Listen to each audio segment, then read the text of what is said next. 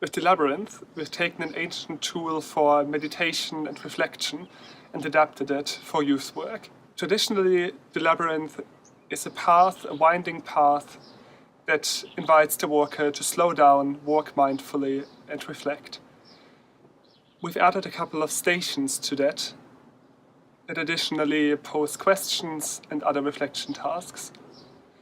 Practically what it looks like is that there's a path taped on the ground that winds through between 5 and 7 stations.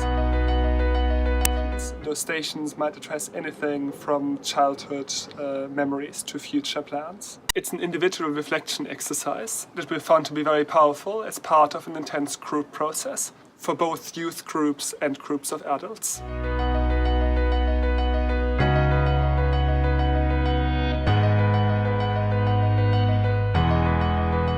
When I went into the labyrinth the first time, it was a feeling of unknowing. I didn't know what would await me. I came in by myself with a small group of people, and I felt the music in the background. I felt something building up within me, and then I started to reflect on the questions that were given to me, and it just set something free in me. It was an experience that has stayed with me forever, honestly. Yeah, I really enjoyed the labyrinth, and it was for me a new way to create clarity around who I am. Yeah, the life questions that I engage with. The labyrinth is a very special experience. Yeah, and all of the times that I've experienced it myself, but also seen the group dynamics that develop. I think the impact that it has on groups is immense. I think although it is non-verbal and within the group people don't talk to each other and it is a very individual journey, what for me comes out of it is an extremely softened group in which the connections have been strengthened so much by this communal experience of being on a self-reflective path. You know, when you enter, you really feel like a really good atmosphere. It really feels like a safe space where you can just reflect on yourself.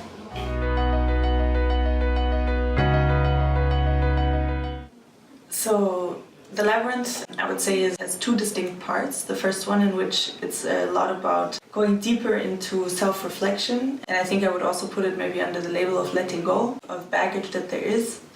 And the labyrinth leads you into the center, and the center is sort of a spot for taking a moment, maybe to be in the body more than in the mind. And finally, once you move on from the center, which is a comfortable spot, you can have a drink of water. It goes more into the sort of looking ahead, looking into the future with a more constructive, positive mindset, which will hopefully lead you to new ideas and new reflections on life. And like the first part was really confusing. Like I asked questions that I didn't know quite the answers to, and then at the end, it was like a relief. Like the questions, like I really needed to respond for a long time, and it really felt good to just end the labyrinth. The station where I stopped and reflected on my childhood, it brought me back to it felt like my pure person, who I am without all this experience that sometimes can so weigh down on me. And I discovered myself as a very playful, joyful being. When I had to put the mirror in front of me, and it was like a unique learning experience that I realized that I don't know that person that I saw in the mirror. And during the labyrinth, I had the opportunity to meet that person, to try to understand that person, and to realize that that person is my greatest supporter and the person that cares for me. There is a station called Letting Go. In that station, there is like a bucket of water and some stones and pebbles. And the station is basically a place where you reflect on some baggage you have in your life, and it gives you the space to let some of the baggage go or accept your baggage.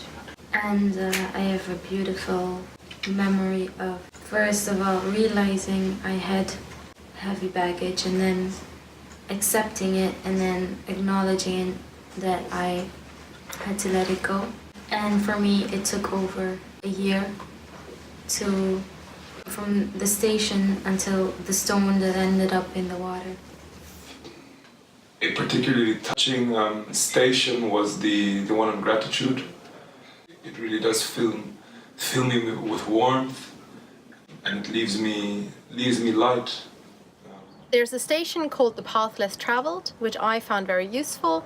It asks you to contemplate different alternatives and different paths you might want to pursue in life, and it encourages you to think about taking the path that might be the one less traveled, possibly more difficult path, which ultimately might be more rewarding.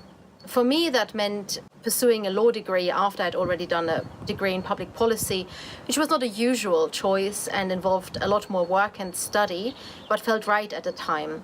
And I definitely feel doing the labyrinth a few times and pondering these different career choices was very helpful in making that decision. Really good, especially writing a letter to yourself. I think it's really important to do that. We usually do it for others, but it's a beautiful act of self-love.